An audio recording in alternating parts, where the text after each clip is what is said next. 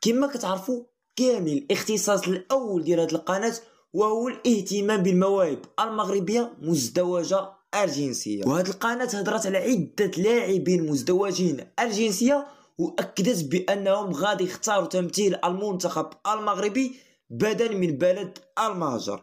ومن بين هاد اللاعبين ابراهيم دياز لاعب ريال مدريد الاسباني. وفي هذا الفيديو غادي نشوفوا موهبه من اصول مغربيه ترعرعت في الاراضي الانجليزيه وحاليا كيلعب مع احد كبار البريمير ليغ. في هذا الفيديو غادي نشوفوا شكون هو هذا اللاعب وبالاضافه غادي نشوفوا حقيقه استدعائه الى قائمه المنتخب المغربي لمواجهه زامبيا والكونغو. هذه اللي مهمه.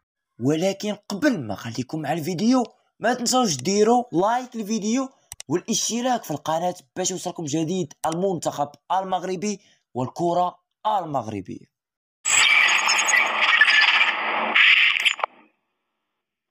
اول حاجه اللي غادي نبداو بها غادي نعرفوا شكون هو هذا اللاعب. الاسم ديالو رايان زيسيغنون، العمر ديالو 21 سنه، من اب ايفواري وام مغربيه، ولكن اللاعب عنده فقط جنسيه انجليزيه حسب موقع ترانسفيرز ماركت. اللاعب كيلعب في مركز ظهير ايسر وتكون في اكاديميه نادي فولهام الانجليزي ولعب معاه في جميع الفئات السنيه حتى وصل الفريق الاول لنادي فولهام الانجليزي وقدم معاه مستويات عالميه خلت الكبار الانديه البريمير ليغ تخاطف باش تعاقد معاه. ولكن رايان فضل الانتقال الى نادي توتنهام الانجليزي وفي اول موسم ليه معهم بين بانه ظهير ايسر متكامل هجوميا ودفاعيا، ولكن لسوء الاسف في الموسم السابق تعرض لاصابه خطيره الرابط الصليبي، لحد الان باقي مرجع. اما بالنسبه لعلاقه رايان بالمغرب، البارح صحيفه المروكان تالنت حطات بوست على كايدن زيسيغنون واكدت بانه من ام مغربيه وعنده الحق يمثل المغرب.